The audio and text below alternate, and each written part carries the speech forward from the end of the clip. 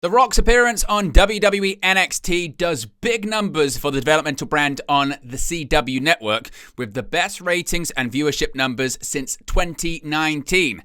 Malakai Black possibly is either finished up or is finishing up with All Elite Wrestling, according to those in the company. Kenny Omega makes his return to AEW Dynamite last night. Powerhouse Hobbs will face off against Jon Moxley for the AEW World Championship at Maximum Carnage after winning a Casino Gauntlet match. MJF confronts Jeff Jarrett. Chris Statlander, she earns the #1 entry into the Women's Casino Gauntlet match at Maximum Carnage. An update on JoJo Offerman's AEW status after a recent appearance before AEW Collision.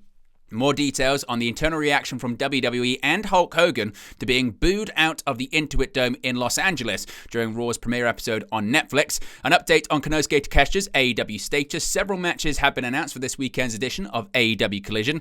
TKO Group Holdings, the parent company of WWE and UFC, could be set to open up a boxing league with investment from the Saudi Public Investment Fund. And Ring of Honor World Champion Chris Jericho is set for this week's edition of ROH on Honor Club.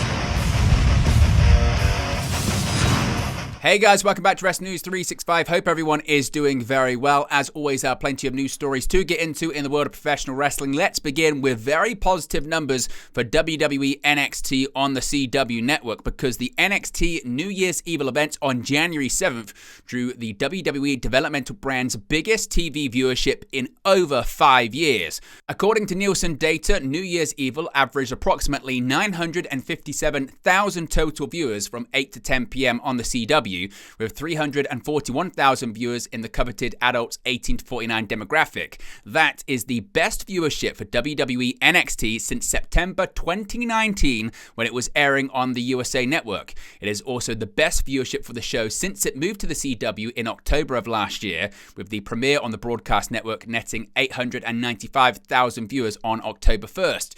New Year's Evil originated from the Shrine Auditorium in Los Angeles. Among the matches on the card, Julia defeated Roxanne Perez for the NXT Women's Championship. Stephanie Vacqua defeated Cora Jade, Kalani Jordan, and Lola Vice for an opportunity at the NXT North American Women's Championship. And Obafemi defeated Trick Williams and Eddie Thorpe to win the NXT Championship for the first time. Dwayne "The Rock" Johnson also made a special appearance on the show, including closing out the night by delivering a promo in the ring. So again, very positive numbers for WWE NXT on the CW network. What are your thoughts about it? Let me know your reaction in the comment section below. Now, a big update here when it comes to Malakai Black, because according to Sean Ross Sapp of Fightful Select, Malakai Black may very well be finishing up with All Elite Wrestling. On this week's episode of AEW Dynamite, Will Ospreay defeated Buddy Matthews and encouraged him to step out of the shadow of Malakai Black. This led to much inquiry regarding Malakai Black's status in AEW. Those that Fightful Select spoke to in the company were of the belief that he was finishing up with AEW if he hadn't already. Now, they did not clarify if he'd be appearing on television again. Fightful Select reported previously that there was an option or several option years after 2024. AEW President and CEO Tony Khan had previously noted that he had Malakai Black under contract until 2027. To be clear, Fightful say they can't definitively say that Black's contract is up or that an option has been declined, picked up, or anything transactional. As of right now, Malakai Black is still listed on AEW's official website. He's booked for a match at CCW on January 11th. Of course, we get any more details on his status, we'll let you know in a future video. Now, former AEW World Champion Kenny Omega is back in All Elite Wrestling. Fresh off his triumphant victory over Gabe Kidd at Wrestle Dynasty, Kenny Omega made his return to AEW Dynamite in the closing segment of the night, only to brawl with the Don Callis family after Callis interrupted his heartfelt return promo. Before wrestling his first match back in 13 months after suffering from diverticulitis, Omega initially returned to the company at World's End to stare down Continental Classic winner Kazuchika Okada, making fans believe that would be his first feud back in the company. Callis interrupted Omega's promo in the ring, but barely got any words in before Omega jumped out of the ring to attack the manager on the ramp. Brian Cage and Lance Archer ran out from the back to help Callis and got Omega back in the ring to beat him down, and Kyle Fletcher joined them. Cage set Omega up for a drill call, but Will Ospreay ran out from the back, chair in hand, and ran off the Don Callis family. The show ended with Ospreay and Omega staring each other down in the ring, as it was revealed that Omega's first match back on Dynamite will be next week on the Maximum Carnage special against the aforementioned Brian Cage. Now, Powerhouse Hobbs, speaking of Maximum Carnage, has a major opportunity next week. Powerhouse Hobbs won the Casino Gauntlet match during AEW Dynamite to secure a future title shot. The Gauntlet involved Hobbs, Adam Cole, Hangman Adam Page, Switchblade Jay White, Jeff Jarrett, Kyle O'Reilly, Lance Archer, Ricochet, Daniel Garcia, Roderick Strong, and Wheeler Yuta, with the prize of an AEW World Championship opportunity against Jon Moxley during next week's AEW Dynamite Maximum Carnage. What ensued was almost half hour of multi-man carnage, starting with Page and White alone in the ring. Yuta would join the fold next, with Ricochet entering after trolling the crowd at the beginning of Swerve Strickland's theme. Cole made the next entrance, hitting a bunch of super kicks, including one to a flying Ricochet, harkening back to their days in WWE NXT, before hitting the Panama Sunrise to Ricochet for the near fall. The TNT champion Garcia made his entrance before Hobbs and Archer joined the fold, taking turns throwing Ricochet across the ring before the former hit a slam on the latter. Soon enough, Strong, O'Reilly, and Jeff Jarrett entered the fray, with Jarrett unable to establish a foothold in the match as he brawled with Yuta to the back.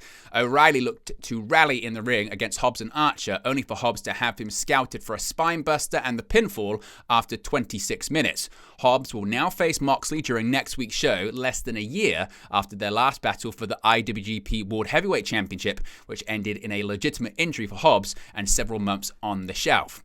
Now, we spoke about Jeff Jarrett. He was also on the show previously with a segment involving former AEW World Champion MJF. At AEW Dynamite Fight for the Fallen, the news of Jeff Jarrett's final contract and imminent departure from AEW roped the professional wrestling world into a whisper storm, with fans speculating just how long Jarrett had left on his deal. Now, per Maxwell Jacob Friedman, it seems that Jarrett only has 1 year left on his brand new AEW deal and one more year to fulfill his dreams of securing the AEW World Championship. After being run out of Wednesday's Casino Gauntlet match by Wheeler Yuta, Jarrett returned to the ring to address the Tennessee crowd and confirm his intention to pursue AEW's highest honor in 2025. Friedman quickly interrupted the hometown hero's address and, after making an assortment of jokes related to Jarrett's age, used Jarrett's year-long deal to taunt his budding rival.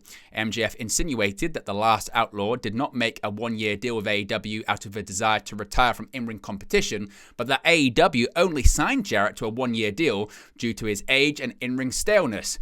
MJF attempted to broker a deal with Jarrett and offered to help Jarrett achieve his dream of winning the AEW World Championship in return for a guaranteed title opportunity. Jarrett responded by calling MJF a one-hit wonder, which the Tennessee crowd quickly picked up as a chant. He succinctly rejected MJF's offer and left to the back. Now, AEW has neither confirmed nor denied MJF's claims regarding Jarrett's contract. If true, Jarrett may very well be set to retire from in-ring competition at the end of 2025, seeing as he called his recent AEW deal the final talent deal of his career. Regardless, it seems that Jarrett will have to wait for his opportunity at the AEW World Championship because, of course, next week it's Powerhouse Hobbs that gets an opportunity for the bout against Jon Moxley. Now, speaking of Casino Gauntlet match, there's going to be a women's Casino Gauntlet match next week at Maximum Carnage, and Chris Statlander has been on a road to redemption after coming up short in her rivalry with AEW TBS champion Mercedes Moné, and that road is taking her through Maximum Carnage.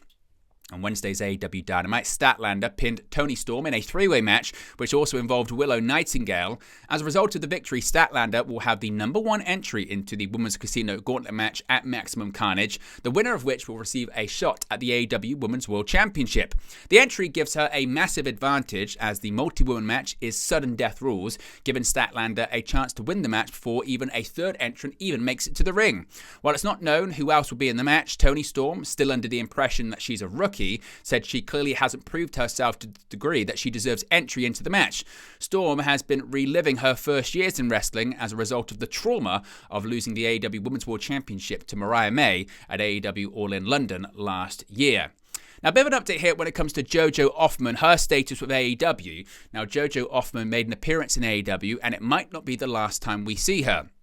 JoJo appeared as a ring announcer before the January 4th episode of AEW Collision during work for a dark match that aired before the show. Those that Fightful Select spoke to in AEW said that she is expected to do more with the company. Fightful weren't given a specific role or a time frame for her return. The 30-year-old Offerman worked for WWE for years, serving as a ring announcer and an interviewer. In addition, JoJo trained to wrestle and actually appeared on WWE Survivor Series in 2013. Now, Fightful say they've not heard that she's been interested interested in a return to the ring, though. Offerman was a main cast member during the first season of Total Divas and appeared as a guest numerous times after. She also worked as a singer. JoJo quietly left WWE in 2021 after working as a ring announcer for over 5 years. Now, still several people are talking about the reaction to WWE Hall of Famer Hulk Hogan and his return on the Monday Night Raw premiere episode on Netflix being booed out of the Intuit Dome in Los Angeles, California. It's safe to say Hogan's WWE return did not go as planned. Hogan returned to WWE programming on Monday Night Raw's debut on Netflix, in large part due to WWE's new partnership with Real American Beer. Fightful Select have been told that Hogan had been due to make a number of appearances in the future tied to the partnership. However, this week's went slightly wrong, to say the least. Hogan was heavily booed to the point that Variety and CNN even picked up coverage of it. Many that Fightful talked to in the company weren't happy that it was a common talking point emerging from such an important night for WWE. They were specifically a number of people that told Fightful they brought up the possibility that he would get booed by fans in attendance. Hogan's appearance was already limited to a couple of minutes due to his physical condition, which is why he only appeared at the top of the entranceway. Those that Fightful spoke to said that Hogan was, quote, surprised and disappointed, end quote, he got booed, but brushed it off backstage. Fightful say they haven't necessarily heard that he was of the belief it was due to politics, but at the very least there was nobody Fightful spoke to delusioned enough to think that it was just the sole reason. There were a number of people online who suggested he come out as NWO Hogan to lean into it, but one source within WWE said, quote, that certainly wouldn't have been the original plan. We're trying to sell beer, not get a 70-year-old over any way we can, end quote. That source said they believe WWE would probably consider the context in which Hogan is used moving forward, and said that many knew the reaction was a possibility. Now, WWE's on-air partnership with Real American Beer is not expected to end. One person in WWE indicated to Fightful that they had personally mentioned the idea of using a more modern WWE talent or legend to help endorse the product. Now, a big update here when it comes to Konosuke Takeshita and his status with AEW. Of course, Konosuke Takeshita has kicked off 2025 in style, and he's not only leaving Japan with 2 championship bouts, but he's also leaving with 3 separate contracts. The Alpha has been under contract with AEW since 2022, as well as being signed to DDT throughout his entire time in the United States. But following the Wrestle Dynasty event on January 5th, Takeshita confirmed that he has signed a 1-year deal with New Japan Pro Wrestling as well, with 3 companies now paying his wages. Dave Meltzer broke down what Takeshita's schedule will look like in 2025 on Wrestling Observer Radio. Quote, so the deal is, his primary contract is AEW, and the thing in his AEW deal was that he could work indies, and he was working indies already in the United States. He was going to DDT already, he did the G1, so it's like he's already been working in other places, and the basic gist is he's going to work more for New Japan. AEW is like when AEW needs him, that's his priority, but Tony Khan and Rocky Romero work very well together, and they'll work out the dates, and he is going to work in both places. Now, Takeshita actually teamed with his mentor in a DDT event in January, on January 3rd, before dethroning Shingo Takagi on January 4th at New Japan's Wrestle Kingdom 19 event to become the Never Openweight champion. 24 hours later, he retained both the Never Openweight and AEW International Championships against Tomohiro Ishii at Wrestle Dynasty, and will be heading back to the US for his next Never Openweight Championship defense against Kushida at the Battle in the Valley event on January 11th. And this coming Saturday, it's another episode of AEW Collision, and several matches have been announced for the show on TNT. First, Cope will return to singles action as he'll face Big Bill in a singles match. This will be Cope's first singles match since Double or Nothing in May of last year. Of course, that's when he sustained the injury that kept him on the shelf for the remainder of the year after diving off the cage against Malakai Black. Also, Mariah May will take on Harley Cameron in singles action. The match was made on Wednesday's episode of AEW Dynamite, with May only accepting the challenge if it was a non-title bout. Furthermore, Dax Harwood will face Chris Jericho. This match comes after Rated FTR defeated the Learning Tree in 6-man tag team action on the most recent edition of AEW Collision last Saturday. Of course, if any more matches get announced, we'll let you know in a future video. Now, a big bit of news here when it comes to the parent company of WWE, TKO Group Holdings, because TKO and the Saudi Arabia Public Investment Fund are reportedly close on creating a new boxing league. Tariq Panna and Kevin Draper of the New York Times report that a deal for what would be a new competition featuring up-and-coming boxers tied exclusively to the league could be announced within weeks, according to 3 people familiar with the matter. TKO said in a statement to the Times on Wednesday that it had, quote, nothing to announce, end quote, but that it would, quote, evaluate any unique and compelling opportunity that could fit well into our portfolio of businesses and create incremental value for our shareholders, end quote. The Wealth Fund did not comment. TKO has reportedly been talking with other parties, including other Arab nations, about the boxing league. UFC President Dana White has long expressed his desire to enter the world of boxing and recently said that he has a plan to enter the sport as a promoter. Saudi Arabia, of course, has hosted many big boxing fights in recent years, including both Tyson Fury versus Alexander Usyk bouts. And finally, Chris Jericho, the Ring of Honor World Champion, is set to appear on this week's episode of ROH on Honor Club. Ring of Honor World Champion Chris Jericho will appear on the January 9th episode of ROH on Honor Club. Brian Keith will be by his side. Ring of Honor have confirmed Jericho's appearance on social media. The current lineup for Thursday, today's episode, includes MXM Collection in action, Rachel Ellering versus Queen Aminata, Billy Starks in action, Griff Garrison versus Boulder, Blake Christian versus Serpentico, Trish Adora versus Harley Cameron, a Ring of Honor Women's TV Championship Proving Ground match with champion Red Velvet versus a TBD opponent, and Chris Jericho and Brian Keith set to appear. But there you go, guys, the latest pro wrestling news for you. Be sure to smash a like on the like button. Be sure to subscribe, bottom right-hand corner. As always, let me know your thoughts in the comment section below, and I'll speak to you again very, very soon. Hey, guys, thank you for watching, listening, streaming, or however you come across this video today. Be sure to click on the video on the right there to watch our next video, or click the bottom there to subscribe, or the bottom right-hand corner. Thank you very much, and I'll speak to you again very soon.